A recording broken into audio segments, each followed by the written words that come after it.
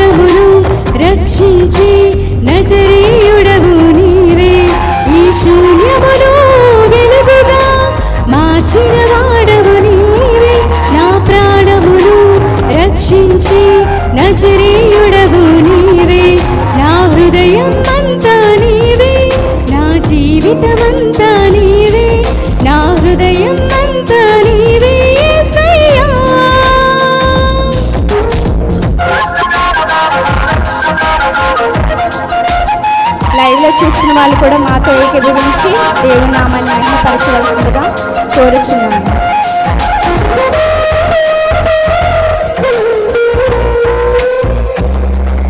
నా యుద్ధములో ఖడ్గముగా ఉండేవాడవు నీవే, నిరంతరం తోడుగా మాకు ఉండేవాడవు నీవే.